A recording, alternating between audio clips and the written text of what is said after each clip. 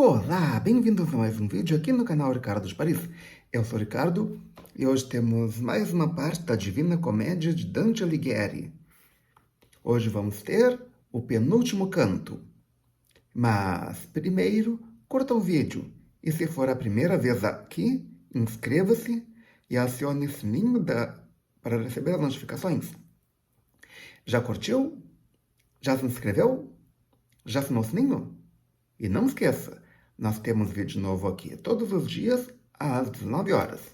Então, vamos para o penúltimo canto da segunda parte.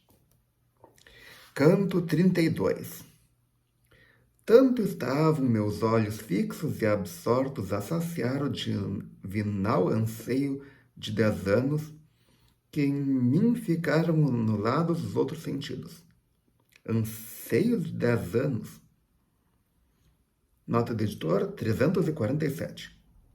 O encontro celeste teria ocorrido em 1300 e Beatriz falecer em 1290. Por isso, anseio de 10 anos. 10 anos de saudade de Beatriz? Continuando. Tanto me atraía o sorriso de Beatriz que meus olhos pareciam reclusos entre muralhas levantadas pelos encantos antigos. Eis-me forçado a desviá-los para a esquerda, a fim de ouvir o que daquela parte iam dizendo as outras damas. Observo com atenção. Provei então a incapacidade de firmar a vista conhecida por quem é golpeado por raio de sol. Mas quando a luz reinante pude acomodar novamente os olhos. Era pouca essa luz comparada àquela que eu antes fitava e da qual fui separado à força e a contragosto. Notei que para a direita volvia a celestial falange, marchando à frente os 7 candelabros e o sol flamante. Qual o evoluir de esquadrões que, antes de iniciar a marcha coletiva, ergueram um estandarte e em pós dele seguem quando a frente da formação inclina-se para a nova direção. Assim agiu a milícia celeste desfilando em marcha, antes de que o santo carro principiasse a se mover. Para junto das rodas voltaram as damas, que haviam advertido. E o grifo que fez rodar o sacro lenho em manobra tão delicada que, em meio ao movimento, sequer uma pena foi agitada. Aquela que me arrastar pelo rio, Estácio e eu seguíamos, acompanhando a roda pelo lado em que era menor a órbita, descrita pelo andar-se do carro. Assim, avançávamos pela floresta tornada erma por culpa daquela que deu crédito às falas da serpente. Cada um de nós regulando os passos pelo divino cântico. Havíamos caminhado distância igual, talvez igual a 3 vezes um tiro de flecha, quando Beatriz desceu do carro.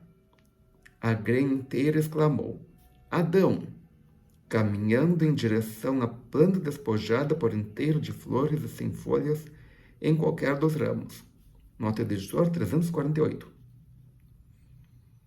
É a árvore do bem e do mal, por isso chamam o nome de Adão. Sua fronde mais se dilatava à medida que subia, prodígio capaz de causar espécie aos próprios índios afeitos às gigantescas árvores. Feliz de ti, ó grifo, que isento de culpa não provaste deste tronco agradável ao gosto, porém causa intestino de cruéis tormentos. Cantou a procissão inteira, disposta em torno do tronco assaz robusto. O grifo respondeu: Assim para sempre se faz justiça.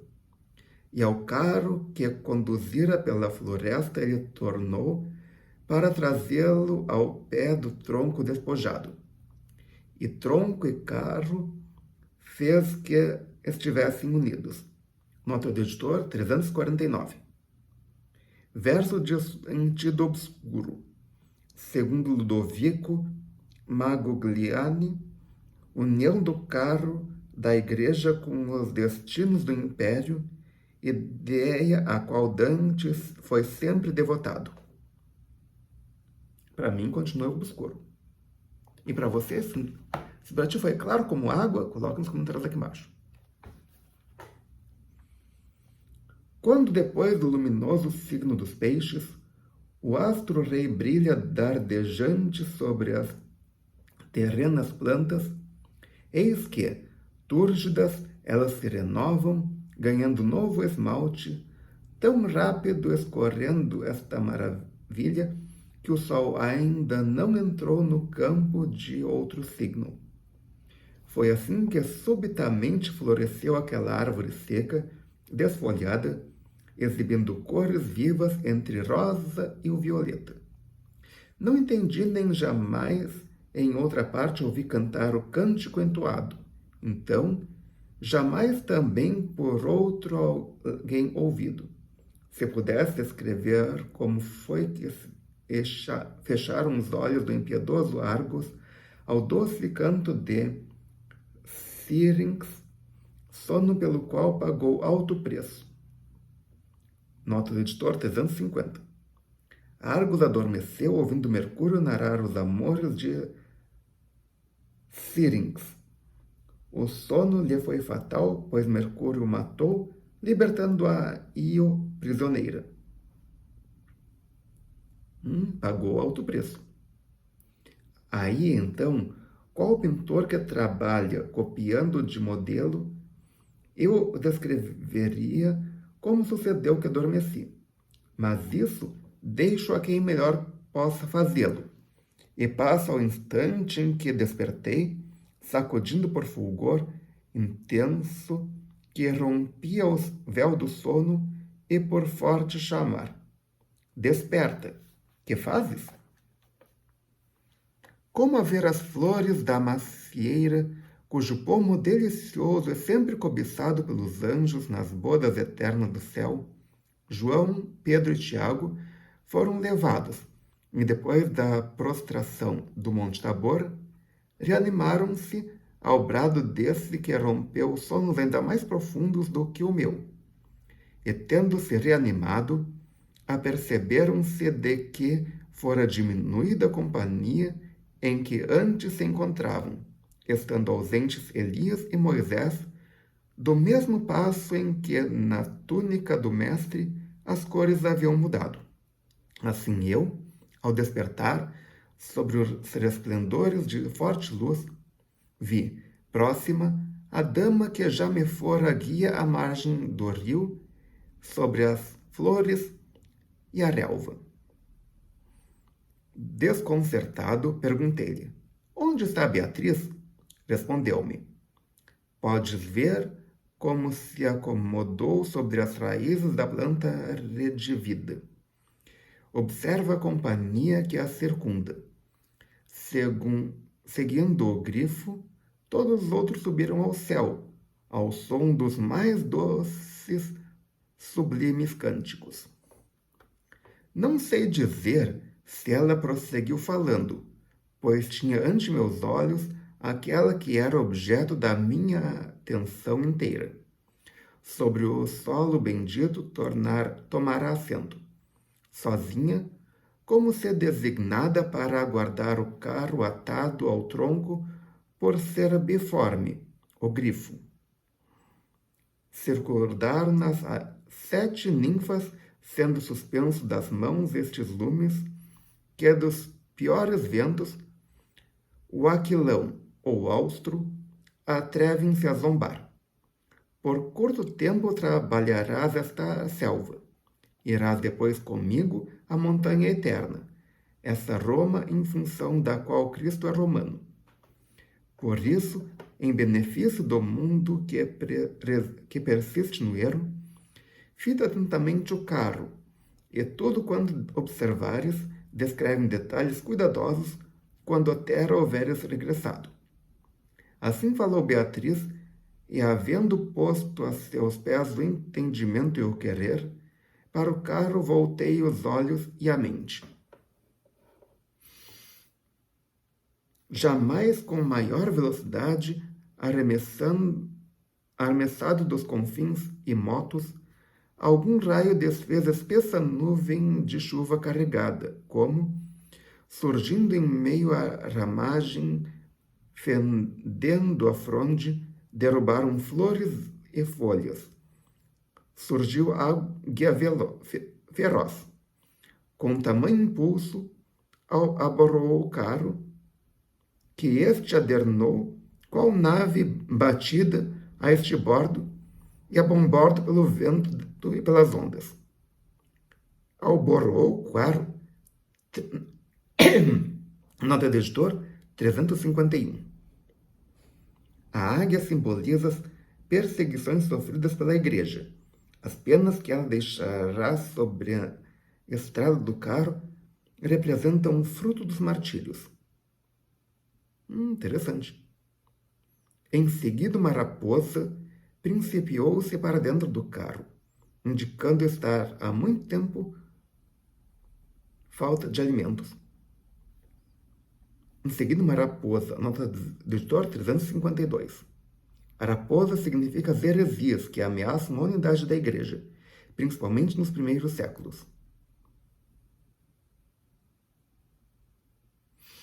A minha dama, porém, verberando da raposa as grandes culpas, fê-la fugir com velocidade igual à magreza extrema. Depois, vindo por onde descera pouco antes, vi retornar a águia, deixando no estrado do carro boa parte de suas penas, qual parte do clamor de coração ferido. Ouvi baixar do céu voz lamentosa dizer: ó minha barca, carga bem ruim levas agora. Pareceu-me então que a terra se abria por entre as rodas, dela surgindo o dragão a ferrar com a comprida cauda o sagrado carro. Nota do editor 353. Para alguns, o dragão representa a ameaça maometana contra a Igreja Católica. Será? Fica um mistério.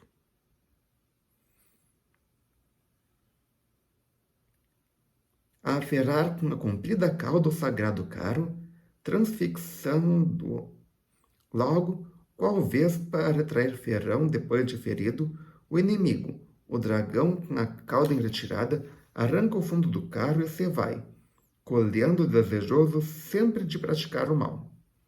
O que restou do carro lembrava a terra fértil que se veste de erva, coberta da plumagem da águia. Talvez ali semeada com intenção honesta e pura. Assim também o timão e as rodas, e tudo acontecer em tempo menor do que o exigido pela boca para exalar suspiro. Do santo lenho, assim mudado, brotavam cabeças nos vários ângulos, uma de cada lado e 3 pelo timão. As primeiras tinham cornos iguais aos de boi, as demais um chifre unicamente. Monstros iguais jamais se viram. Nota de editor 354. Assoberbada pelas ambições materiais de alguns de seus chefes, a igreja conheceu o perigo de ser desviada de sua rota divina. Ereta qual rocha saliente, em alto monte, sentada sobre o carro, vi então nua meretriz, os lascivos olhos girando à volta. Nota do editor 355. Seria no entender de Dante a cúria romana, ávida de riquezas e de poder temporal. Será? Mais um mistério. Como pretendendo sozinhos possuí-la a sua retaguarda, postava-se um gigante. Nota do editor 356. O gigante é o rei Felipe o Belo, ou toda a casa de França, ora amiga, ora inimiga da Cúria Romana, a qual buscava silenciar com benefícios temporais. Conhece a história do Felipe Belo? Foi ele que extinguiu a Ordem dos Templários. O trabalhou bastante para se extinguir, afinal a ordem foi extinguida pelo Papa. Mas sua história é para outro dia. À sua retaguarda postava-se um gigante, e os dois seguidamente se beijavam, notando, porém, zeloso amante, que para mim ela volvera os olhos cobiçosos, fustigou-a com violência da cabeça aos pés. Depois, tomado de suspeitas e incendido pela ira, despendeu o monstro e o conduziu para o recesso da relva, tão depressa que logo aos meus olhos se ocultaram a marafona e a nova besta.